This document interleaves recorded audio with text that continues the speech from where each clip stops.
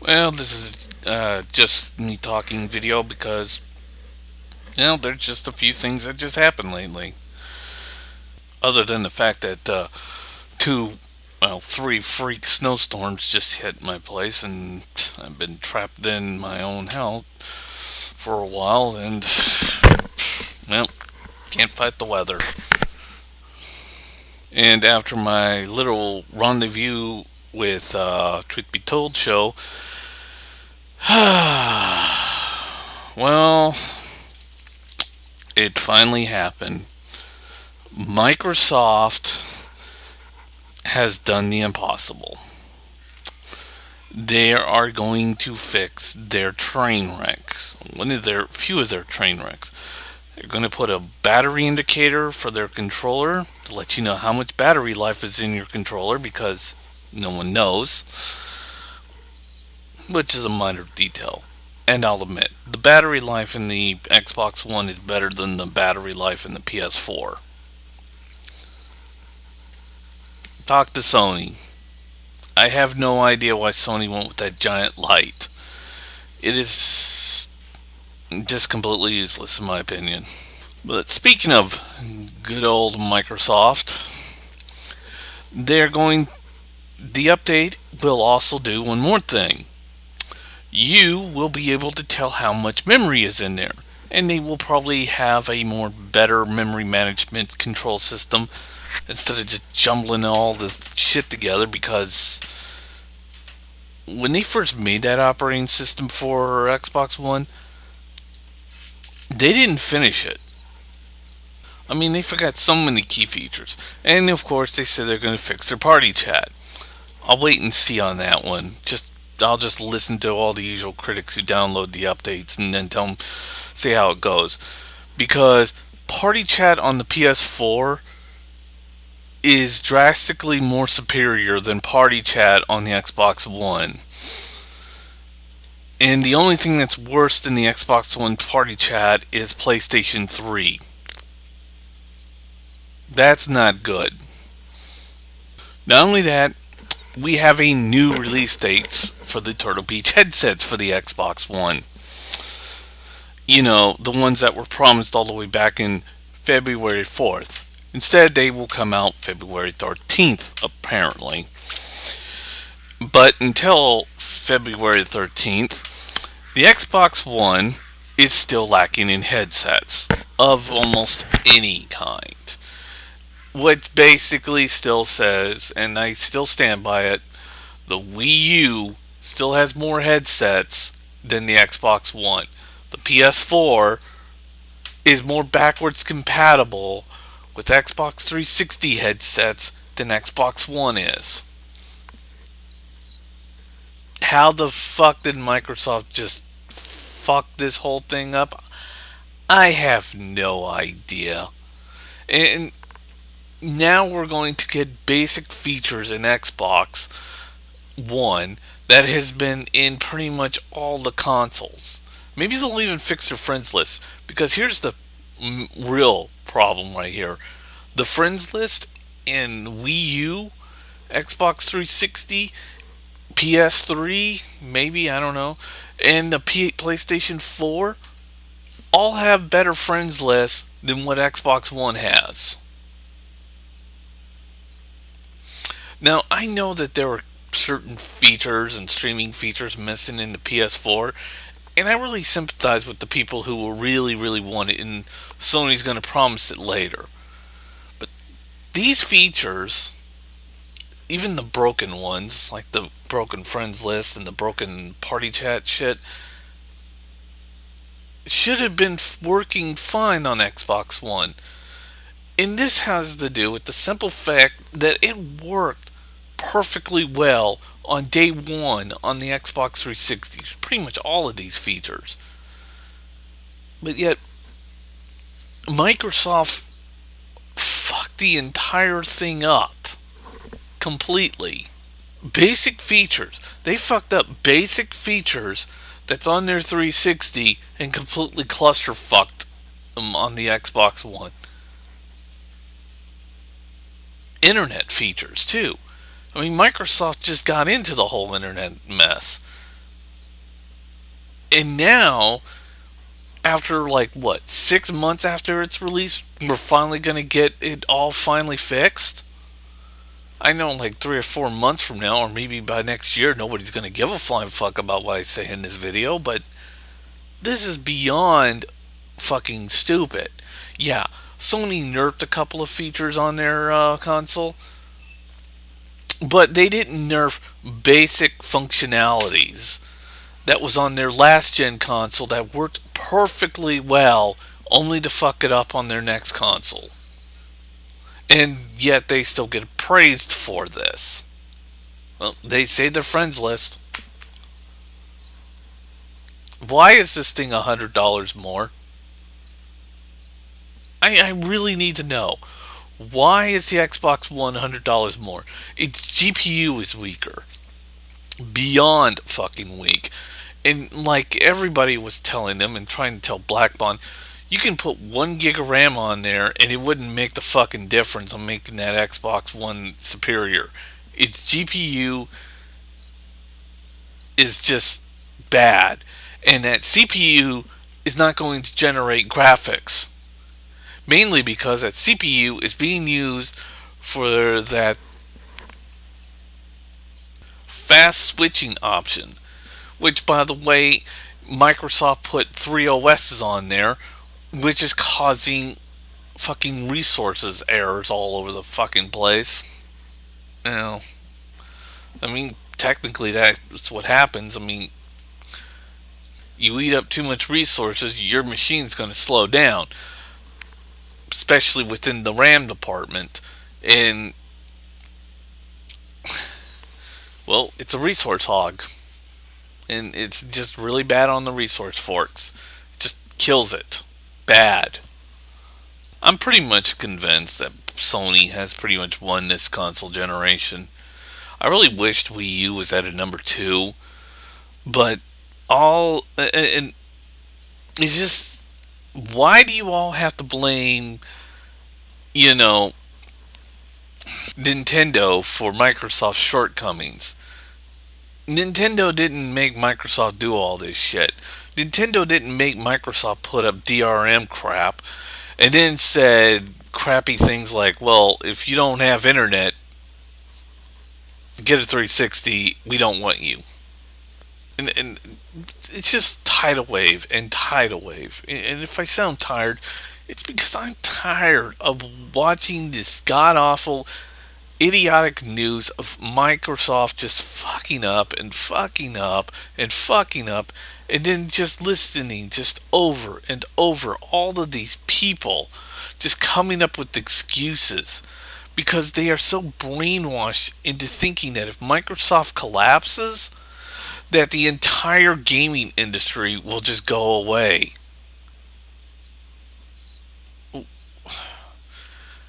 I have no words.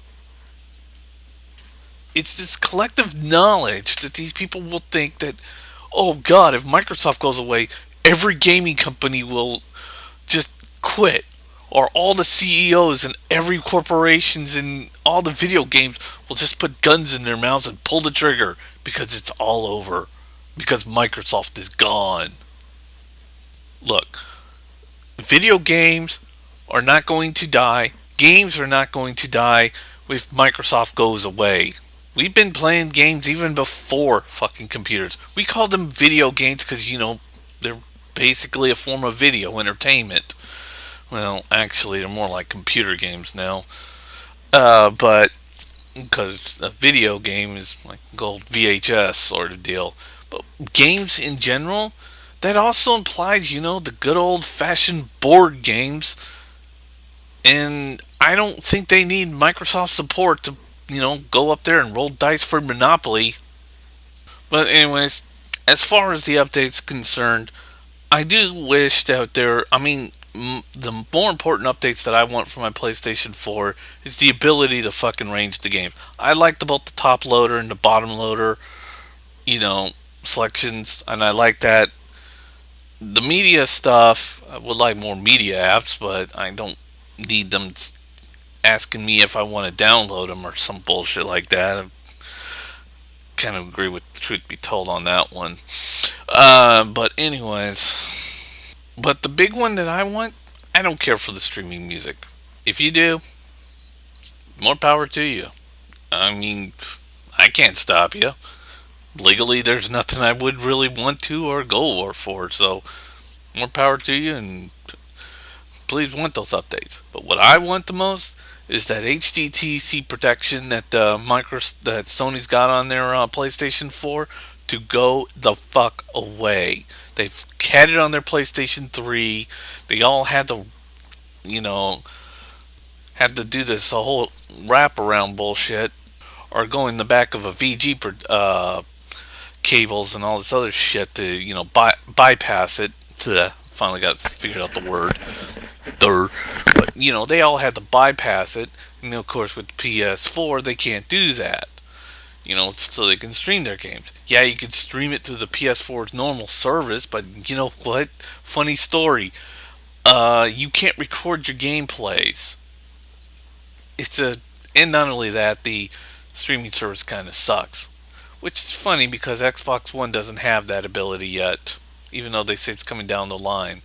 But you can save it to SkyDrive. Yeah, of course I can put my videos on Facebook. That's not really much of a good comparison, is it? Facebook's not that great. Well, at least I can upload it to something. Even though they say YouTube functionality is coming later. Yeah, I think Google, and EA made big mistakes putting the YouTube app under Xbox One first, and and then EA making all those games for Xbox One.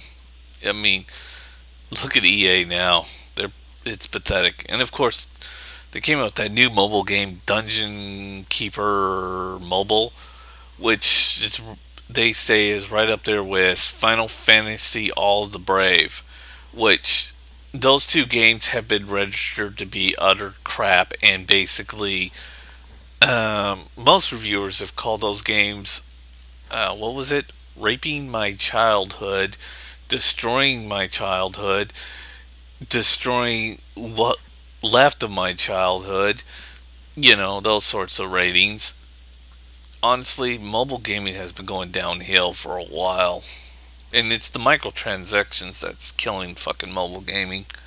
It's just mass murdering it. Basically, it's just like, those free to play games. And they're asking for tons and tons and tons of money. In fact, PlayStation 4's got a few of those games. And they're just asking for money, money this, money that, and you'll get all these special equipments. And that's basically what's destroying mobile gaming. And of course, EA and Square Enix are asking for a shitload of money. And then there's that Star Trek Trickles, which is not doing too well. But yeah, Dungeon Keeper Mobile is basically a lot of people saying rape their childhood, and almost the same thing with that Final Fantasy All the Brave, and then there's that Star Trek Trickles, which they all saying just are other shit. The microtransitions and the large amounts of money that they're asking for, it's basically just saying, shut the fuck up. You're all playing mobile. Give me money, money, money, money, money, money, money, money, money. I mean, Sony finally gave us an update to where we can finally hook up cordless headsets, or hopefully Bluetooth headsets. Mainly because the PS4 has Bluetooth, but yet there's no drivers for generic headsets, which didn't make a lot of sense.